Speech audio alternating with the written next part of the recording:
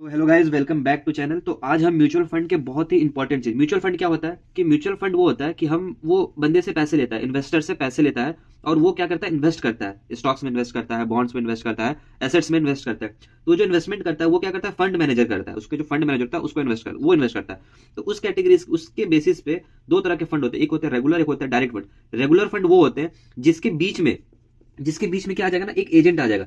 Agent मतलब आप agent या फिर ब्रोकर्स हो गया, ये आप इसको पैसे दे रहे हो, आप एजेंट को पैसे दोगे और ये एजेंट फिर आपको ले जाके फंड मैनेजर के पास देगा। आपने किसको पैसे दिया, ए पर्सन ने आपने एक एजेंट को दिया, मतलब एजेंट के थ्रू आपने फंड मैनेजर को पैसे दिया। तो ये जो एजेंट होता है ना, ये एजेंट क्या करेगा, आपका कमीशन लेगा। ये बीच में आने का, एडवाइस देने का, ये क्या करेगा, कमीशन लेगा।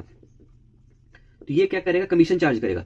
तो इसमें क्या होगा, कमीशन चार्ज करते हैं, इसका एक्सपेंस रेशियो ज्यादा हो जाएगा।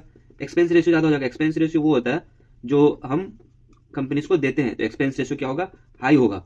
और डायरेक्ट फंड क्या होता है, डायरेक्ट फंड में कोई बीच में एजेंट और ब्रोकर नहीं आता। हम डायरेक्ट एएमसी को, एसेट मैनेजमेंट कंपनी जो होता है, हम डायरेक्ट एएमसी को देते हैं पैसे। इसमें नो कमीशन होता है, इसमें कोई कमीशन नहीं है। इसमें क्या होगा, एक्सपेंस रेशियो भी कम होगा, एक्सपेंस रेशियो कम होगा। इसमें एक्सपेंस रेशियो ज्यादा है तो प्रॉफिट कम होगा, प्रॉफिट लो हो गया।